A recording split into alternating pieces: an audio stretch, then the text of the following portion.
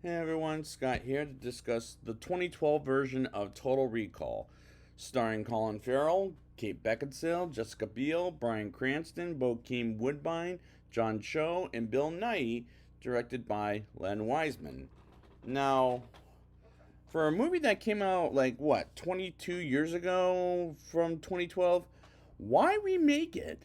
That's what I don't understand. I remember knowing of the first Total Recall and seeing it one time at the time, but this remake, I don't know. Let's get into it and we'll see. I did go to theaters, but let's see how this goes.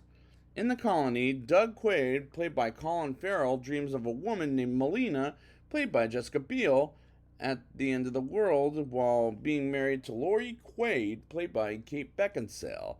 And the acting in this is absolutely terrible, as their chemistry is the worst in any Philip K. Dick movie, with an exception of Screamers, where there's no chemistry whatsoever. And Colin Farrell as Doug Quaid is no Arnold Schwarzenegger, where he made the most entertaining movie out of this material, whereas here it's pulled off like an underworld film, which is also directed by Len Wiseman and starring Kate Beckinsale. Doug sees Recall, which is spelled with a K this time, as he gets to work with Harry, played by Bokeem Woodbine, who was the Shocker in Spider-Man: Homecoming in the MCU.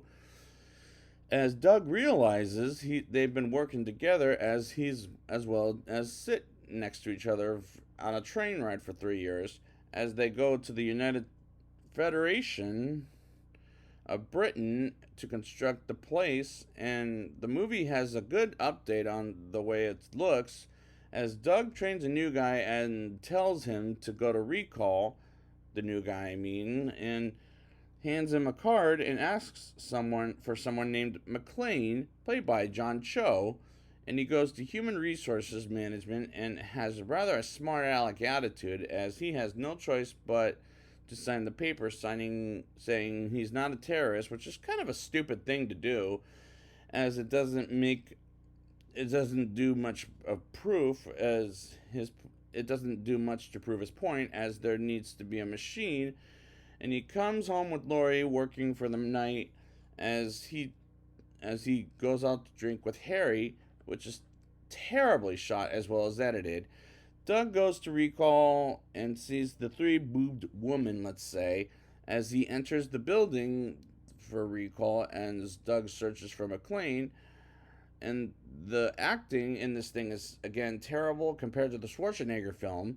McLean puts Doug on the machine as he chooses to be a secret agent, and some other secret agents come in and Doug kicks their asses, and after hand he can't believe it and he escapes. And how does he do it is very unrealistic. This is a very unrealistic film that makes no sense whatsoever. Doug gets home to Laurie as she tries to calm him down and kill him at the same time, and they have a fight that was badly choreographed. And she tells Doug they're not married, as she confesses he's a secret agent and he doesn't remember who he is, like in the original movie, as he escapes again very unrealistically. And she chases after him, which will end with Doug once again escaping. And Laurie is a terrible shooter, I'll say, and her accent just left then with a which is stupid right off the bat. Doug gets a call from a man, he can't remember his real name, as Harry, but I'll call him Doug for the rest of the show because that's all I know from previously. They end the call as he gets the phone out of his hand and gives it to someone who I'm guessing is homeless and a cop, takes it away as Laurie comes in and takes a call from Cohagen, played by Bryan Cranston, who honestly is not as convincingly evil as Ronnie Cox in the Arnold Schwarzenegger film, in my opinion. And he wants Doug alive, but Laurie wants him dead, while Doug goes to a bank to collect his money, passports, neck thing, and then that can disguise him, and a message from himself saying to get a key, which feels like the Schwarzenegger film. Doug goes through the security into the airport, I'm guessing that is, and it gets exposed as the authorities try to get him and climbs on a cop car and gets dropped off at the road. And Melina, remember her, appears to save Doug's life and have a chase with them versus Lori. And the problem I'm having with this sequence is it looks very green screen, as some of the cars drive at the top on the top of the as it's very bad CGI and it falls to the ground and messes up real cars, which is ridiculous and stupid.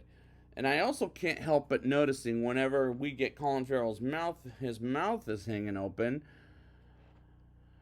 which is a weird choice, but don't get me wrong, he's a good actor, but this is just a bad script with a terrible direction. Doug plays the piano, which is an odd scene for an action movie in my eyes and ears, as director Len Wiseman doesn't pull that scene off very well, as he finds the key on his message and gets a message from himself as Ethan Hawke, as his real name is Carl Hauser, and he shows up in the director's cut. I didn't watch the theatrical cut, but I watched the director's cut because it was only on iTunes. And there was no theatrical cut there, as Doug learns about himself and goes to the Resistance, led by Matthias, played by Bill Nighy, and Melina wakes up, and as the Sky Agents come for them, and brings in Harry, as they work for Cohagen, and lies to Doug about the real world versus the lying world, as he tells Doug to shoot Melina, as she tears up and knows what's real versus fake, and that scene took way too long and to get to the point, which is Harry as a traitor, and Laurie goes after him as Doug and Melina go in an elevator. And how many more chase scenes do we really need in this movie?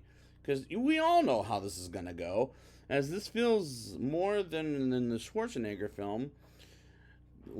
As Laurie gets in the elevator after Doug, and Melina fights with Laurie as well as a robot, and Laurie escapes with a bomb planted in an elevator, and they jump out in the nick of time before it explodes, as the movie is a headache, very headache worthy, might I add, of a film, and it's very bad filmmaking.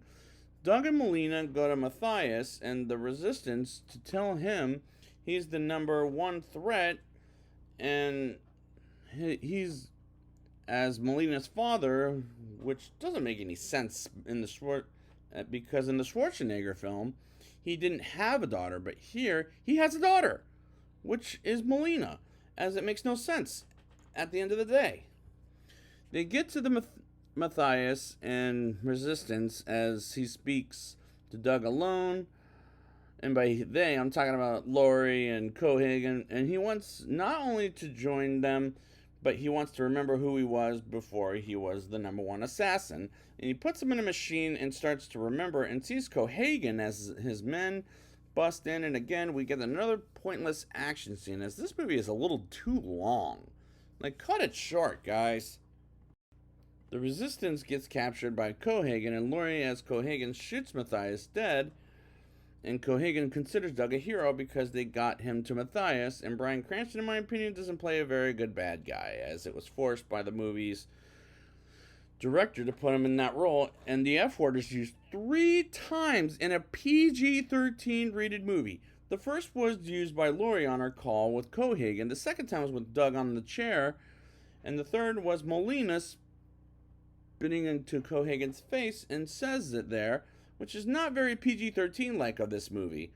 Cohagen is about to leave with Laurie and Melina while he invades the world and has Melina hostage, and Doug escapes Cohagen's men as they were about to put him to sleep forever, and Doug goes after Cohagen on a ship and follows him to a place where the Robocops invade the world with Cohagen, while Doug remembers everything, like how he will find Melina, and they almost get out of there as they get captured, and they start floating, and they shoot their way up, as that was dumb, mindless action without a brain in its head.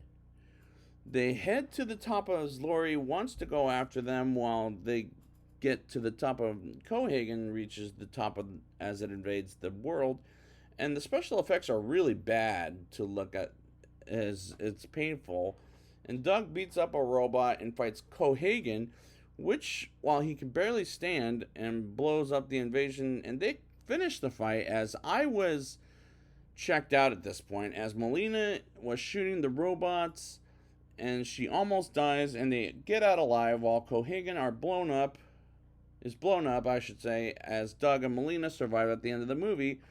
And Laurie dies that saw it as she was attacking Doug, and she was disguised as Melina, but he kills her and they meet up. And I was glad the movie was over at this point. Can we just move on to the rating, please?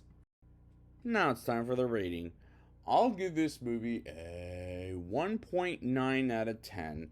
One chase scene after another, which was unrealistic and poorly shot, as this is the director of the first Underworld film, as the acting is absolutely terrible. The movie shots are updated rather fine, but at the end of the day, the Schwarzenegger film is much better than this pile of crap. The special effects are really bad looking, as it was painful to watch as this entire movie, as this is perhaps the second worst of the Philip K. Dick adaptations I've seen, as it makes no sense, as the first was Screamers, and I don't plan on watching Radio Free Albemuth or whatever the hell that thing's called, as I can't watch that or this again. So I'd like to thank you guys for joining me for the series, and until then, get your ass to Mars!